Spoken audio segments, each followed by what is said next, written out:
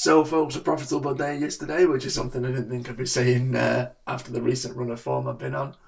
But yeah, Tabaahy, one of the two selections I gave yesterday, ended up doing the business for us to put a bit of money in our back pocket. So I really hope you got on. Today's racing, in all honesty, it's a bit of a mixed bag, really. But I'm going to start with a selection that's not so obvious, shall we say.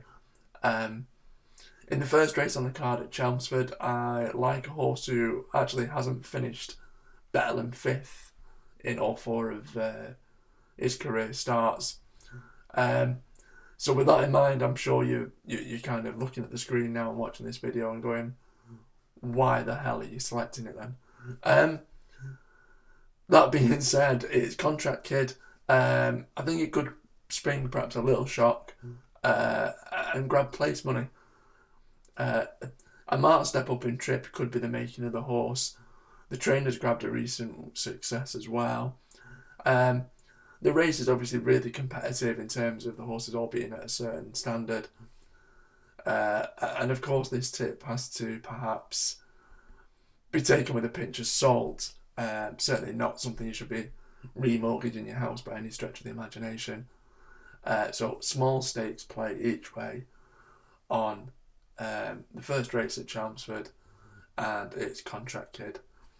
Moving on, and just over 10 minutes later, in the first race at Doncaster up in Yorkshire, I like the look of another outsider in the form of Innisfree Lad. A horse who's won over the distance before. He's also grabbed a place and has decent form at Doncaster, which I think is a massive plus at a course like this. Has a huge advantage of having champion-elect Brian Hughes in the saddle. Again, another really competitive contest, but it's certainly not out of the question for the 8-year-old to grab a place in the top three. And finally, I guess another competitive race falls in the 255, also on the same card at Doncaster. Now, for the name alone, I imagine you'll be presuming I'm going with Star of Rory. However, it's Brilliant Memento that I like the look of. Booking of Sam Twiston Davies is actually really eye-catching. Horse is on a decent mark. And also, the horse has competed at a really decent level over the last handful of seasons. This is perhaps a little step down in terms of the level of opposition. If the horse can overcome what has been a reasonable layoff, it's not been seen since around June time, or maybe July, then again, I think the booking makes the horse, the jockey booking makes the horse stand out. And for that alone, I think at a price, again, another horse that can potentially grab place money in what looks a really competitive race.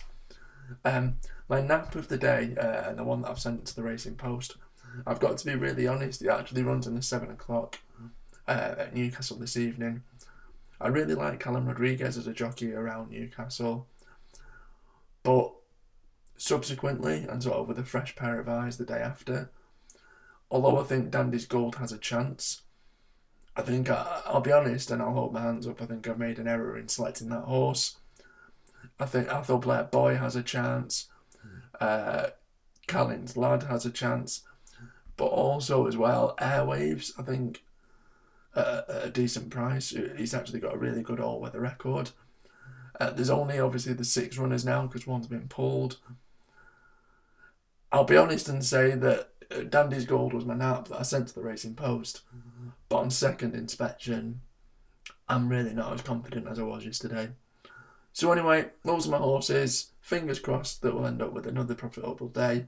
Thanks for all your support as always, and good luck if you follow.